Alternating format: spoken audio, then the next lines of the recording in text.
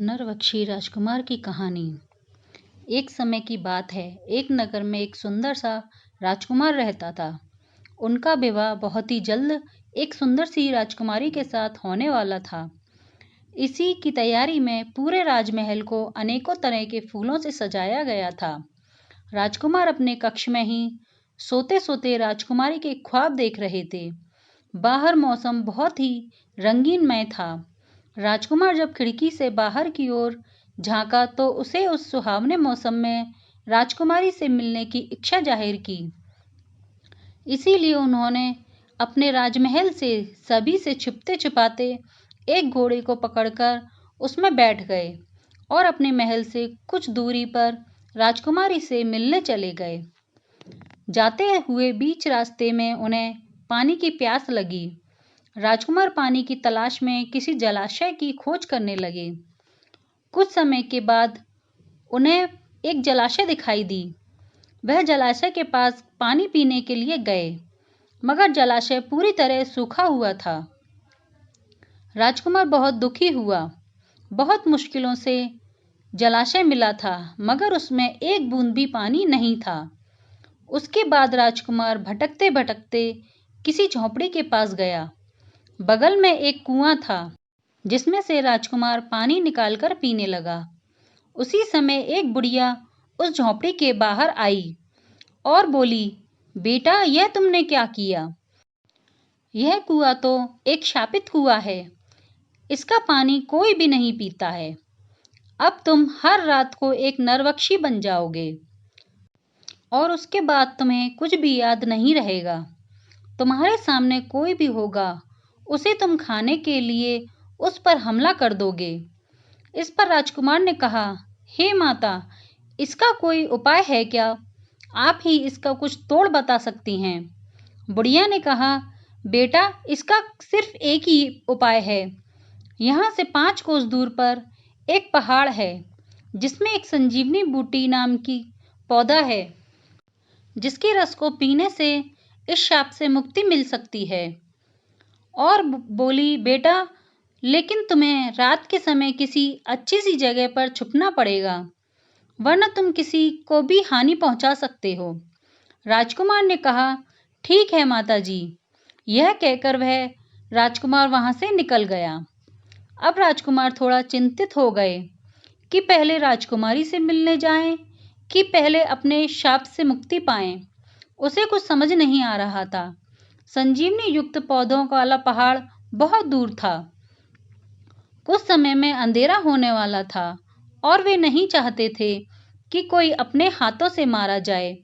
इसीलिए राजकुमार अपने आप को छुपाने के लिए जंगल में किसी गुफा में चले गए, जहां एक खूंखार आदमखोर भेड़िया रहता था, जिसके आतंक से पूरा राज्य कांपता था। पहले से ही पांव जमाए बैठा हुआ था।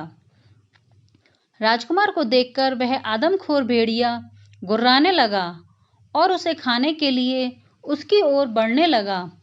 उसे अपनी ओर आता देख राजकुमार डर गया कि कहीं यह आदमखोर भेड़िया मुझे ना खा ले।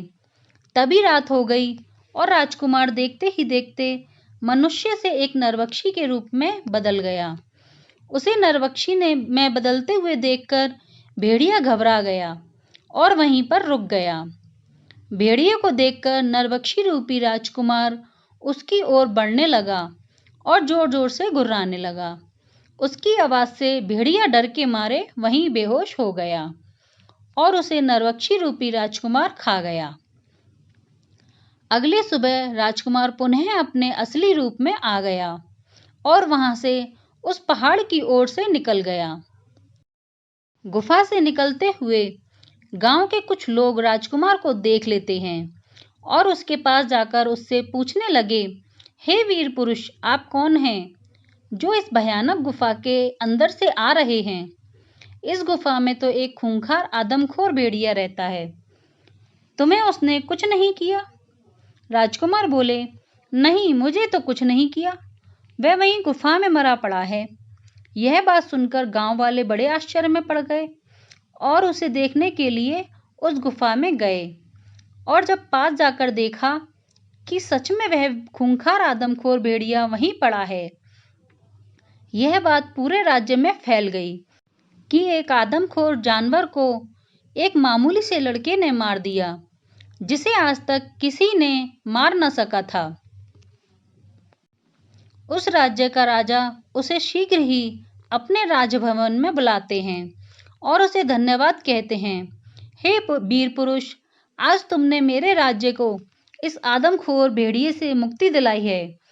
तुम्हारा पराक्रम सराहनीय है, अतः तुम जो मांगो वो मुझसे मांग सकते हो। राजकुमार ने कहा, हे राजन, यह तो मेरा कर्तव्य था, मुझे कुछ नहीं चाहिए। राजा फिर से अपनी खुशी से राजकुमार को एक जादुई कालीन भेंट में देकर कहता है, हे वीर पुरुष, यह छोटा सा भेंट हमारी तरफ से, तुम जहां भी जाओ इससे तुम्हें जाने में आसानी होगी। यह जादुई कालीन तुम्हें तुम्हारी मंजिल तक कुछ ही समय में पहुंचा देगी। यह भेंट स्वीकार कर राजकुमार उस कालीन पर बैठकर शीघ्र ही रात होने से पहले उस पहाड़ की ओर चला गया और कुछ ही समय में उस पहाड़ के पास पहुंच गया और उस संजीवनी पौधे को ढूंढने लगा। रात होने वाली थी, तभी एक चमकता हुआ पौधा दिखाई दिया। राजकुमार को लगा कि यह वही पौधा है जिसकी वह माताजी बात कर रही थी। वह शीघ्र ही उस पौधे से रस निकालकर पीने लगा। साथ ही साथ अंधेरा भी हो गया था, पर वह राजकुमार बिल्कुल ठीक हो चुका था और उसी समय कालीन पर बैठकर राजकुमार अपनी राजकुमारी से मिलने के लिए चला गया। उसे देखकर राजकुमारी बहुत खुश हो गई और अगले कुछ ही दिनों बाद उन दोनों का विवाह हो गया। तो दोस्तों, अगर आपको यह कहानी पसंद आई हो तो लाइक करें, शेयर करें, कमेंट करें एंड चैनल को सब्सक्राइब करें। धन्यवाद।